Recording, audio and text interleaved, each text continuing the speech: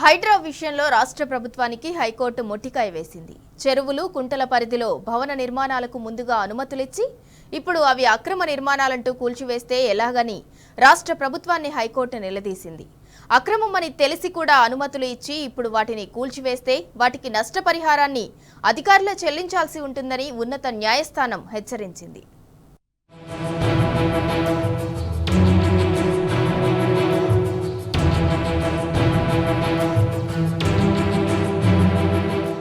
అక్రమ నిర్మాణాల కూల్చివేతలపై హైకోర్టు ఆగ్రహం వ్యక్తం చేసింది.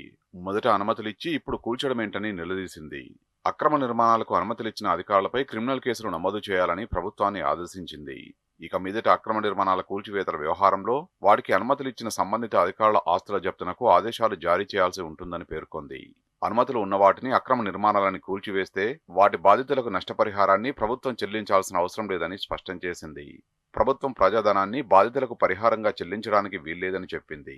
అధికారుల తప్పులకు ప్రభుత్వ ధనాన్ని ఎందుకు చెల్లించాలని ప్రశ్నించింది.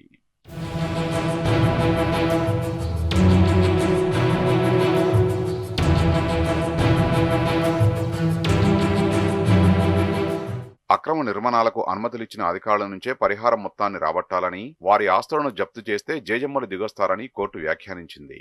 అధికారుల ఆస్తుల్ని జప్తు చేస్తే అప్పుడు వాళ్లకు తాతలు కనిపిస్తారని కూడా వ్యాఖ్యానించింది. చెరువులు, కుంటలు వంటి జలవనరుల సంరక్షణ ముఖ్యమేనని, అయితే వాటి పరిధిలో అది అధికారుల అనుమతులతో నిర్మాణాలు చేశాక ఇప్పుడు వాటిని అక్రమమని నోటీసులు ఇవ్వడంపై హైకోర్టు తీవ్ర అభ్యంతరం వ్యక్తం చేసింది. భవనాలకు అనుమతులిచ్చి తీరా అక్కడ నిర్మాణాలు పూర్తయ్యాక బఫర్ జోన్, ఎఫ్టీఎల్ పరిధిలో అవి ఉన్నాయని కూల్చివేస్తామని నోటీసులు జారీ చేయడంలో అధికారుల ఆంతర్యం ఏమిటని మండిపడింది.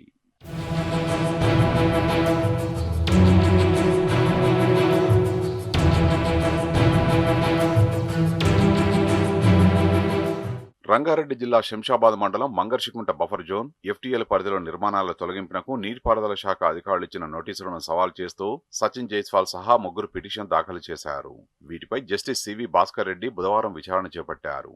పిటిషనర్ తరపు న్యాయవాది వాదనలు వినిపిస్తూ నీటిపారుదల శాఖ అసిస్టెంట్ ఎగ్జిక్యూటివ్ ఇంజనీర్ నోటీసులు జారీ చేస్తూ 7 రోజుల్లో బఫర్ జోన్, ఎఫ్టీఎల్ పరిధిలోని నిర్మాణాలను తొలగించాలని ఆదేశించారని తెలిపారు.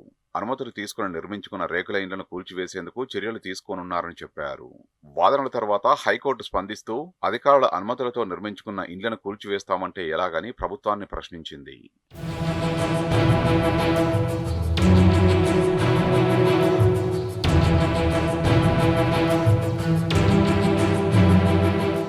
బఫర్ జోన్, ఎఫ్టీఎల్ పరిధి 9 లేదా 10 మీటర్లు ఉంటుందని కోర్టు తెలిపింది.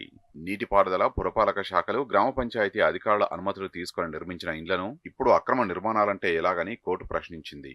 చెరువుల్ని పరిరక్షించాలని సుప్రీంకోర్టు కూడా చెప్పిందని, అదే సమయంలో అన్ని అనుమతులతో కట్టుకున్న నిర్మాణాల్ని కూల్చివేస్తే మరి అనుమతులు ఇచ్చిన అధికారుల మాటేమిటని నిలదీసింది. అవి అక్రమ నిర్మాణాలని తేలినప్పుడు తగిన నోటీసులు జారీ చేసి వారి వివరణ తీసుకుని చర్యలు తీసుకోవాల్సి ఉంటుందని స్పష్టం చేసింది. నీటిపారుదల శాఖ అధికారులు జారీ చేసిన నోటీసులపై పిటిషనర్లు 15 రోజుల్లో అన్ని ఆధారాలతో తగిన పత్రాలతో సమాధానం ఇవ్వాలని ఆదేశించింది. గోడకు అంటించిన నోటీసుల ఆధారంగా ఎలాంటి చర్యలు తీసుకోరాదని నీటిపారుదల శాఖ అధికారులకు హైకోర్టు తేల్చి చెప్పింది.